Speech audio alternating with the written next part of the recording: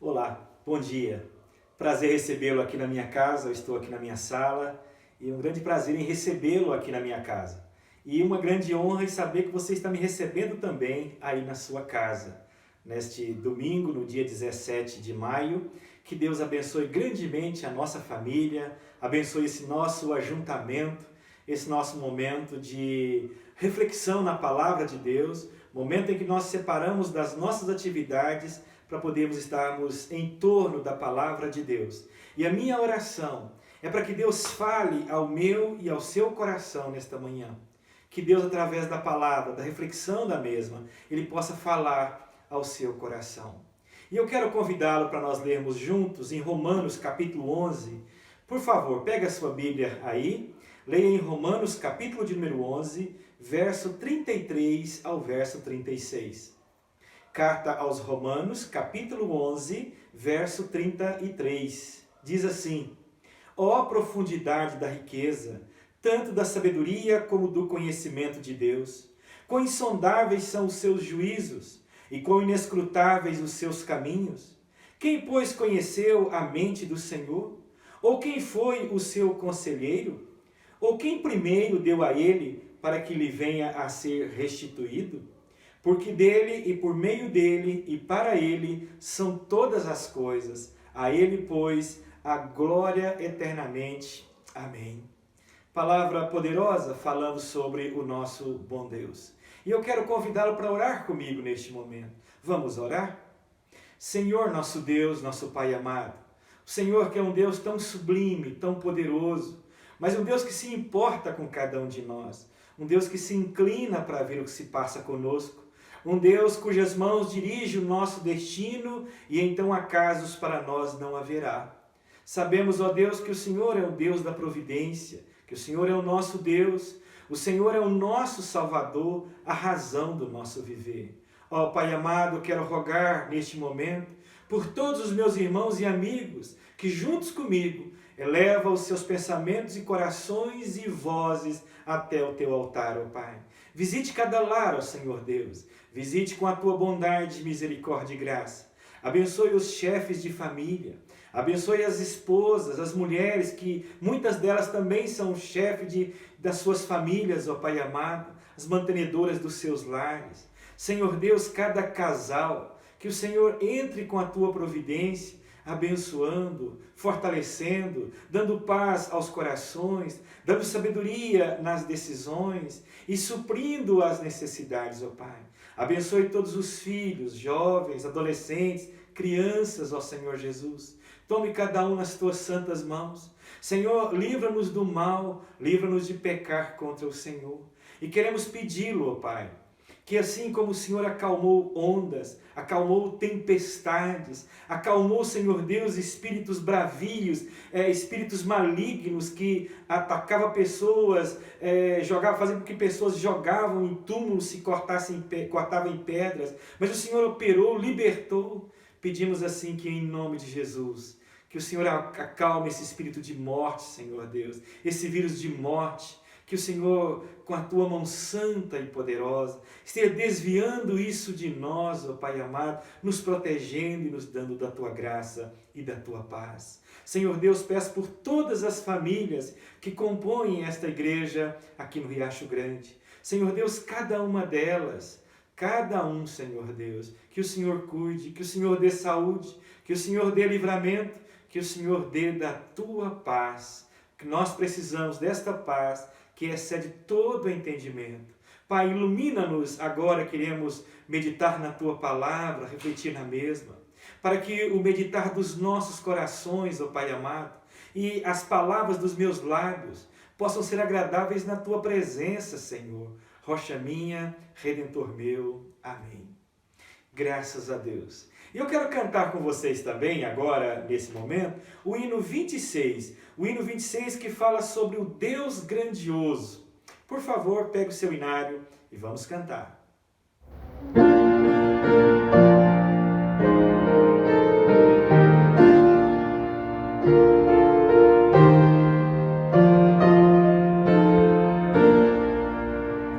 Senhor meu Deus, quando eu maravilhado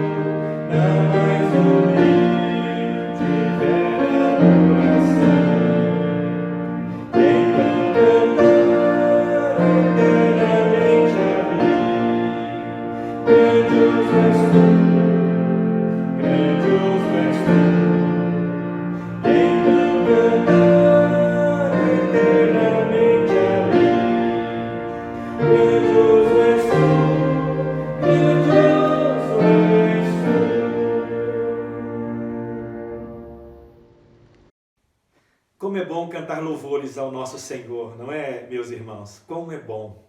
Meus irmãos, eu quero ler com vocês agora para a nossa reflexão no Evangelho de Marcos, capítulo 8, por favor, abra a sua Bíblia aí. Evangelho de Marcos, capítulo 8, nós vamos ler a partir do verso 27. Evangelho de Marcos, capítulo 8, verso 27. A confissão de Pedro diz-nos assim: Então Jesus e os seus discípulos partiram para as aldeias de Cesareia de Filipe, e no caminho perguntou-lhes: Quem dizem os homens que sou eu? E responderam: João Batista, outros Elias, mas outros alguns dos profetas. Então lhes perguntou: Mas vós, quem dizeis que eu sou? Respondendo Pedro lhe disse: Tu és o Cristo. Advertiu-os Jesus de que ninguém dissesse tal coisa a seu respeito. Então começou ele a ensinar-lhes que era necessário que o Filho do Homem sofresse muitas coisas, fosse rejeitado pelos anciãos, pelos principais sacerdotes e pelos escribas, fosse morto e que depois de 3 dias ressuscitasse. E isto ele expunha claramente, mas Pedro, chamando-o à parte, começou a reprová-lo. Jesus, porém, voltou-se e, fitando seus discípulos, repreendeu a Pedro e disse: Arreda-te, Satanás, porque não cogitas das coisas de Deus, e sim das dos homens.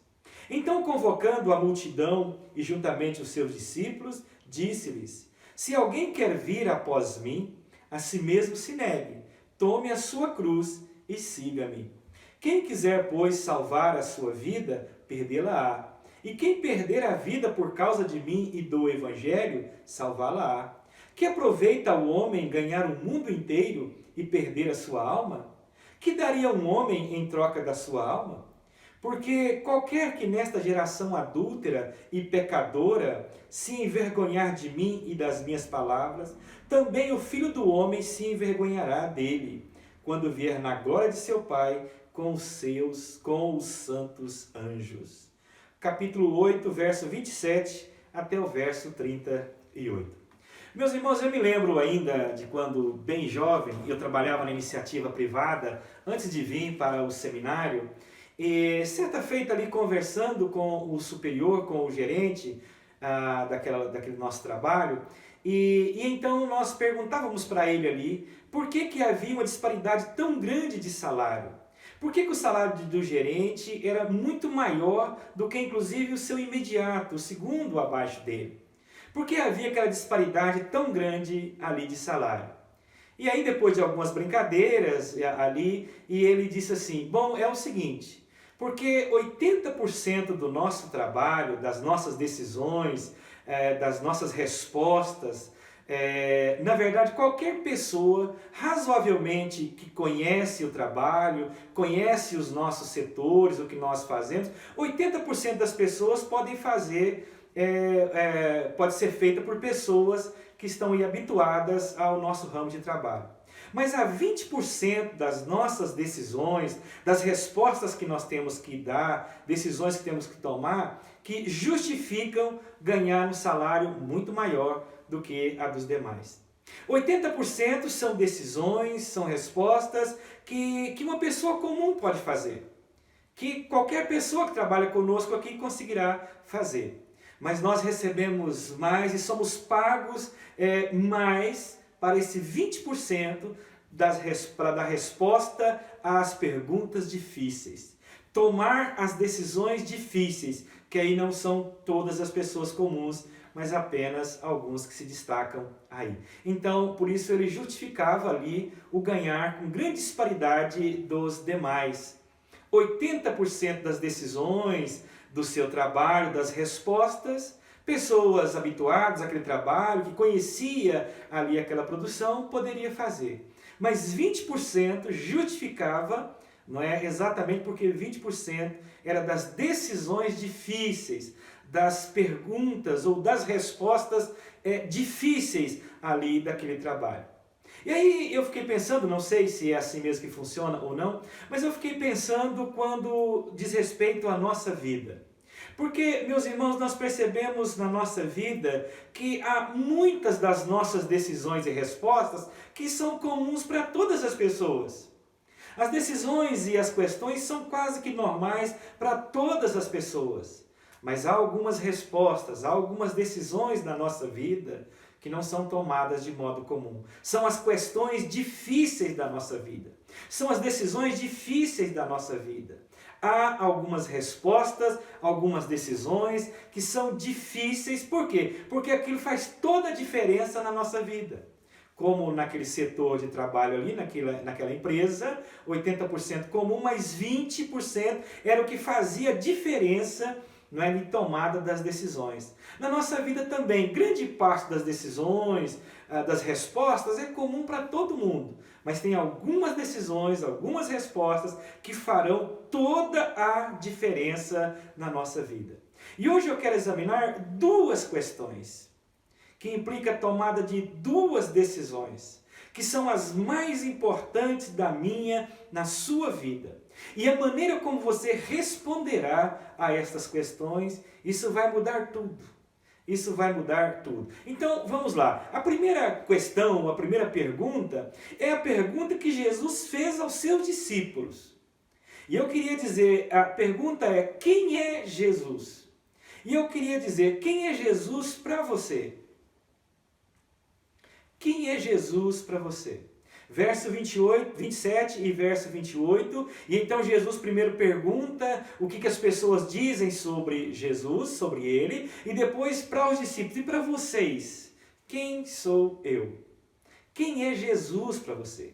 Jesus ali conversando com os seus discípulos, e ele faz essa pergunta. E parece uma pergunta simples, na verdade, mas ela é uma pergunta fundamental para a vida de qualquer pessoa.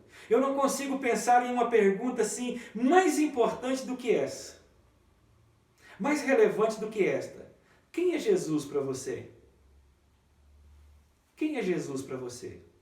Os discípulos estavam meio que confusos, porque havia muitas respostas. As pessoas tinham vários conceitos sobre Jesus. Alguns diziam que era João Batista.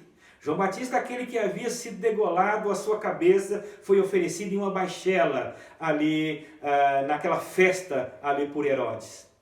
Elias, um profeta que Deus já tinha tomado para si há muitos anos. Outros profetas também não seria. Mas assim, muitas questões, muitos conceitos sobre Jesus. As pessoas sempre tiveram várias opiniões sobre o Senhor Jesus.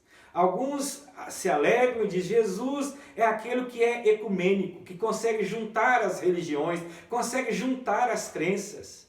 É cristianismo com o islamismo, com o budismo, ele é aquele que é o ecumênico, que consegue juntar todas as crenças.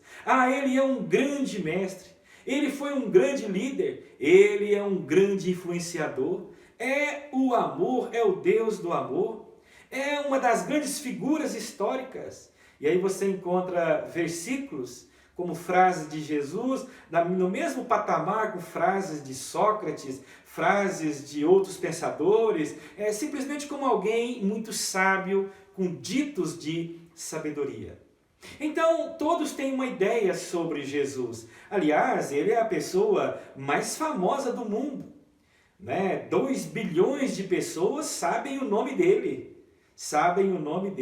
Muitos livros foram escritos no século passado sobre Jesus, mais do que sobre qualquer uma outra pessoa. Algumas das pinturas mais famosas são pessoas tentando retratar Jesus. Milhões de pessoas já entoaram canções que falam sobre Jesus. As crianças são ensinadas a fazer pequenas orações, recitar algumas orações, algumas palavras, com algumas preces a Jesus. As pessoas dizem muitas coisas sobre Jesus, muitas coisas, mas esta questão deve ser enfrentada individualmente. Jesus então vira para eles e diz: essa questão é uma questão pessoal. Quem é Jesus para você? Quem era Jesus para você antes desta pandemia e agora em meio a essa pandemia?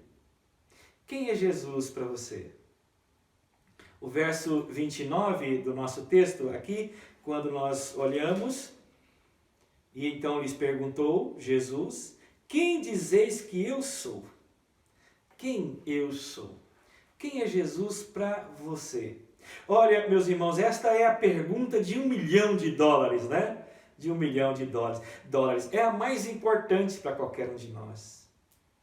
Quem é Jesus? Chegará um momento que eu, você, todos nós teremos que enfrentar esta pergunta. Quem é Jesus? Os discípulos aqui um pouquinho antes, no capítulo 4, verso 41, ao ver os feitos de Jesus, e eles disseram assim, no capítulo 4, verso 41, e eles, possuídos de grande temor, diziam uns aos outros: quem é este que até o vento e o mar lhes obedecem? Então, quem é esse? Eles estavam ali estupefatos diante dos feitos de Jesus. Quem é este? Muitos estão assim, vendo os feitos, vendo os milagres de Jesus. Jesus tirando pessoas das suas enfermidades. Jesus transformando vidas. Jesus movendo o mundo a voltar a dizer, falar em milagres e clamar o nome de Jesus. E muitos estão dizendo: quem é este? Quem é este? Pedro respondeu assim: tu és o Cristo. Mateus capítulo 16, verso 16, é mais completa a expressão e diz assim: tu és o Cristo, o Filho do Deus vivo. O Filho de Deus vivo. Simples assim, tu és o Cristo. Parece simples, né? Mas você sabia que Pedro foi a primeira pessoa a dizer isso em alta voz? Reconhecer isso? No momento em que poucos estavam andando com Jesus, a maioria estava contra Jesus. E nesta fala de Pedro está contido tudo o que é necessário para a nossa salvação. Tu és o Cristo. Cristo não é apenas um sobrenome. Jesus Cristo, como Wilson Francisco. Não é. Cristo não é apenas um sobrenome.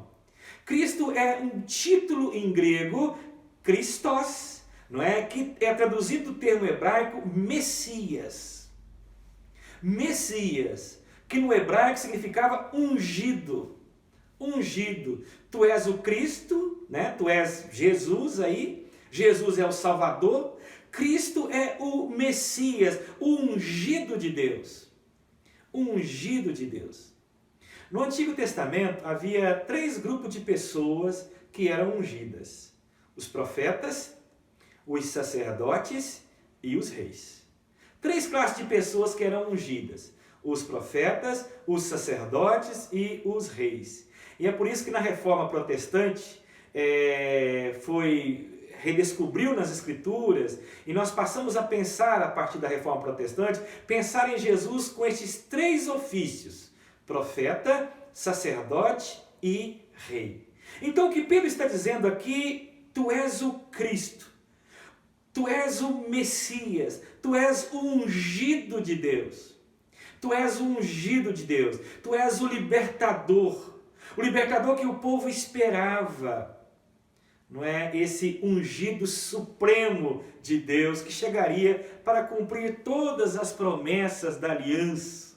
Então, quando ele chama aqui de Jesus, chama Jesus de o Cristo, estava dizendo que Jesus era o ungido prometido. Você, ou tu és o Cristo, é o prometido, é o nosso Salvador.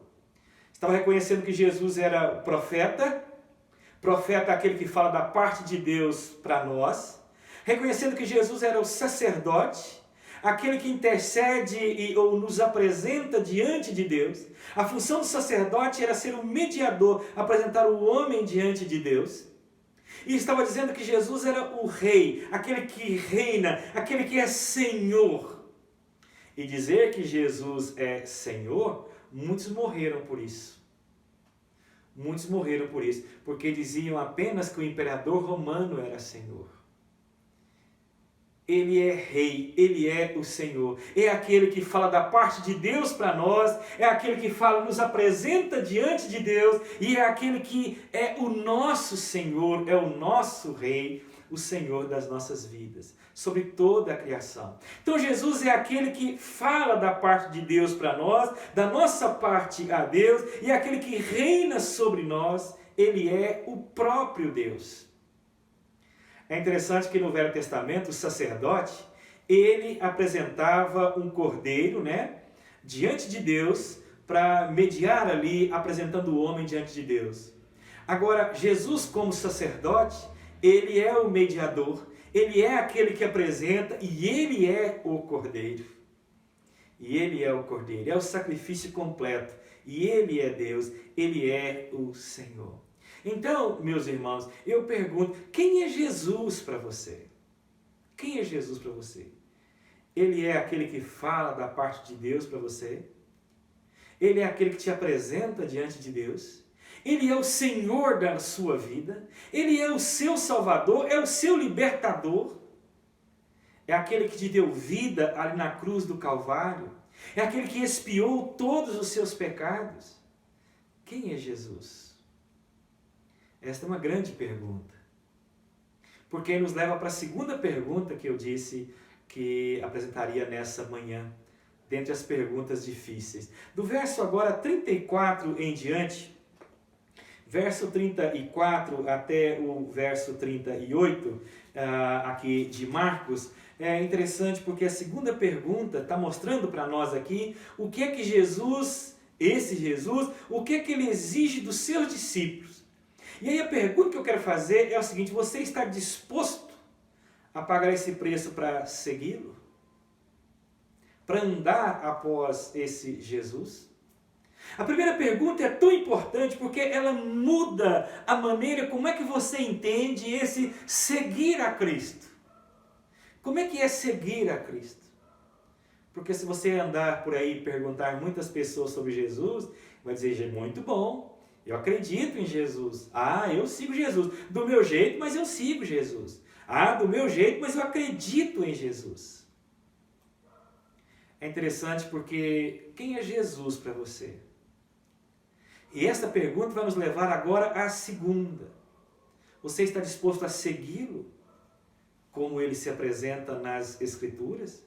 Seguir Jesus, meus irmãos, traz grandes demandas para nós quando nós olhamos nos versos a partir do verso 34. Seguir a Jesus traz demandas tão grandes como, primeiro, tomar a cruz. Abnegar-se, que é negar a si mesmo, e depois segui-lo. Então é tomar a cruz, depois é negar-se a si mesmo, e aí então segui-lo. Tomar a cruz. João Calvino, e ele comentando a primeira carta do apóstolo Pedro, e ele diz assim, Deus instituiu na igreja desde o início que a morte é o caminho para a vida e a cruz o caminho para a vitória. E a cruz o caminho para a vitória.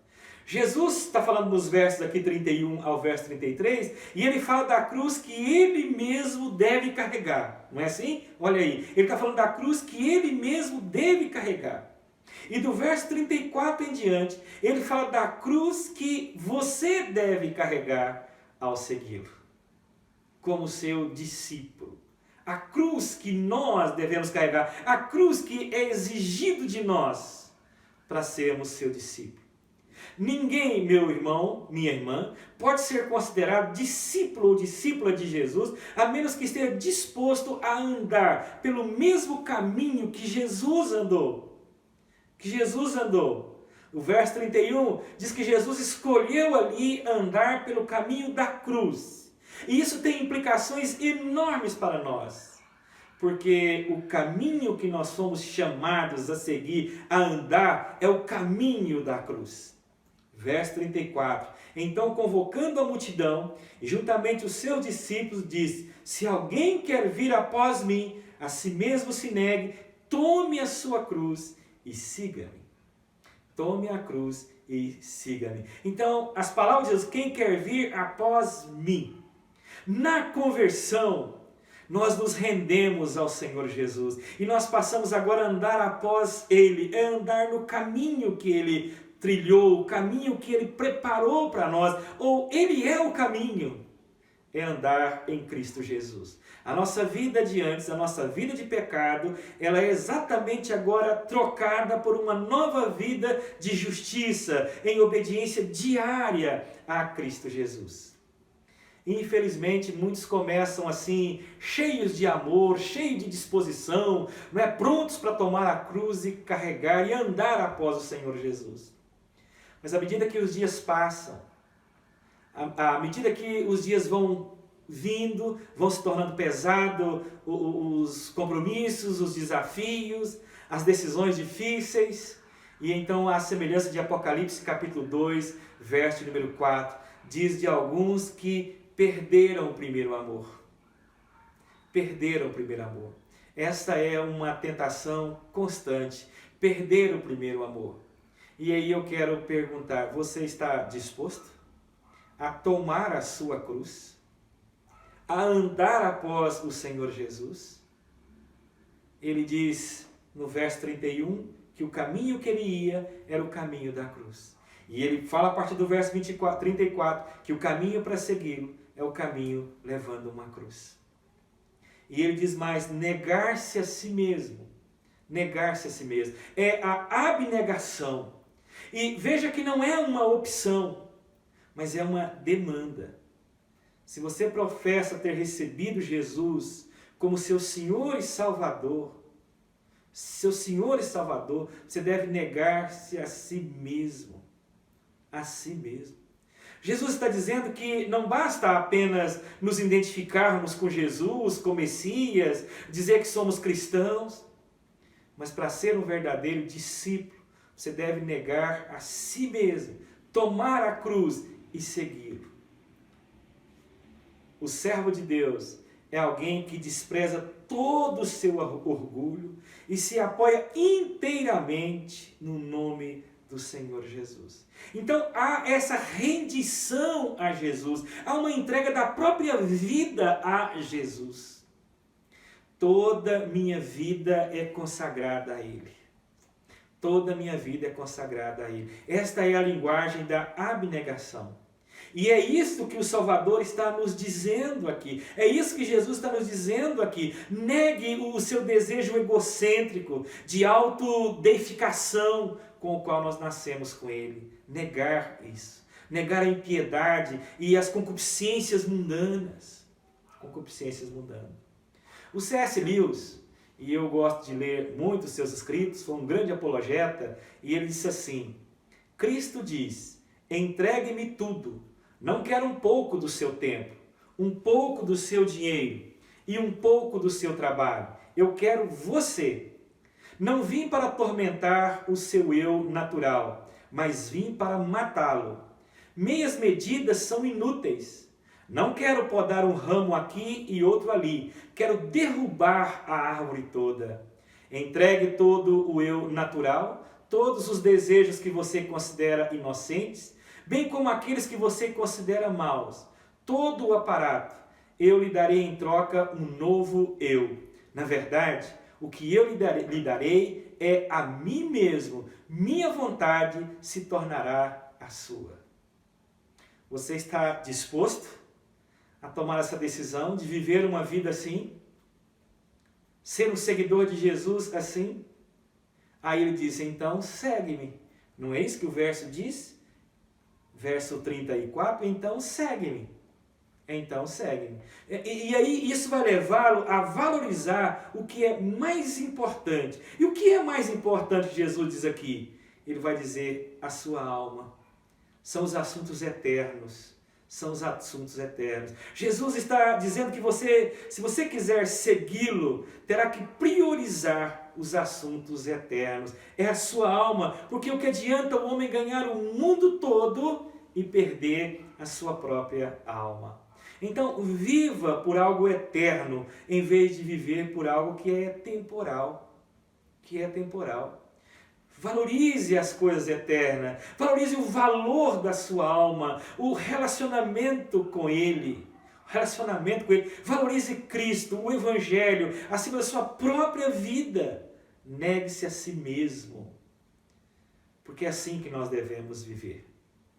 Mas aí é interessante porque há uma grande recompensa quando nós vivemos assim, com as prioridades certas, como discípulo de Jesus Cristo, não é? O C.S. Lewis, ele diz justamente, falando de Jesus, e diz assim, eu lhe darei em troca um novo eu. Na verdade, o que eu lhe darei é a mim mesmo, minha vontade se tornará a sua.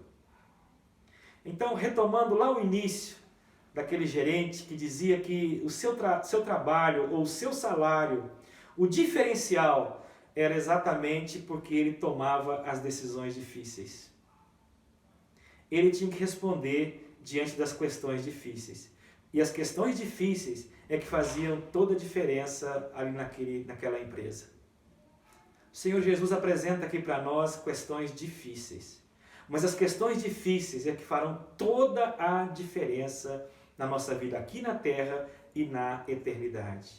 Primeira, quem é Jesus para você? Quem é Jesus para você? E olha, e não basta apenas dizer ou saber, eu decorei alguns versículos e então eu posso dizer quem é Jesus. Não basta. Não basta isso. Você tem que experimentá-lo. Você tem que experimentar o que é ser discípulo de Jesus. Não só de saber, mas andar com Ele. Não basta eu pegar um cardápio, decorar um cardápio de um restaurante mineiro, né? Ali todo, olhar, saber todas, citar todas as receitas. Mas se eu não me alimentar dele,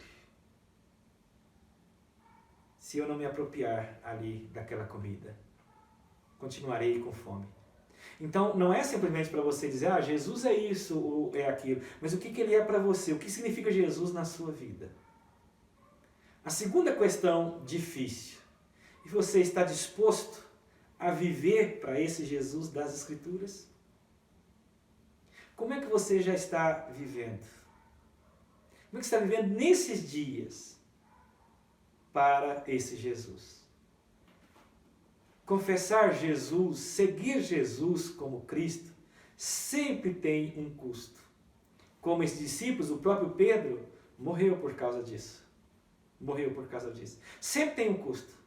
Mas nada será comparado, meus irmãos, à glória, às bênçãos, à vida, à alegria que nós recebemos nesta vida e também na vida futura. Eu quero terminar aqui lendo Filipenses capítulo 3, verso 7. Eu quero que você leia também aí. Filipenses capítulo 3, verso de número 7. E eu quero que você repita comigo. Filipenses capítulo 3, verso 7. Vamos ler juntos? Filipenses 3, verso 7. Mas o que para mim era lucro, isso considerei perda por causa de Cristo. Por causa de Cristo. Cristo é tudo isso na sua vida? Se Ele é, isso vai implicar você dizer, vale a pena eu viver a vida com essas demandas pesadas, mas para andar na presença dEle. Seguir a Cristo, essas demandas também, é tomar a sua cruz, negar-se a si mesmo e então segui-lo. Que Deus te abençoe. As decisões difíceis é que fazem toda a diferença. Elas fazem toda a diferença. Então essas duas questões, que Deus abençoe a sua vida, o seu lar e nas suas decisões. Vamos orar mais uma vez? Senhor nosso Deus, obrigado, Pai, por este momento, por refletir na Tua Palavra. Peço que em nome de Jesus, que o Senhor tenha falado aos nossos corações. Eu clamo, Senhor Deus, para que o Senhor desvenda os nossos olhos para contemplar as maravilhas da Tua lei. E não venhamos apenas, Senhor Deus, conhecer de lê-la, mas sim de viver esta palavra. Nos apropriarmos desta verdade, sentir o Senhor falando ao nosso coração e assim andarmos na Tua santa e bendita presença, ó Pai. Senhor Deus, aplica esta palavra a todos que ouvem nesta manhã, aqueles que já têm vivido pelo Senhor. Senhor Deus, eles tomaram a decisão mais maravilhosa de suas vidas, porque tem implicações eternas, futuras, parte deste mundo para a vida eterna. Aqueles que ainda não tomaram essa decisão, que esse também seja o momento, esta também seja a hora. Em nome de Jesus. Amém. E que a maravilhosa graça de Jesus Cristo, o amor misericordioso de Deus, o nosso Pai, e a paz, a unção do Espírito Santo, esteja sobre vocês, sobre a sua vida, hoje e para todo sempre. Amém. Deus te abençoe. Tenha um bom dia.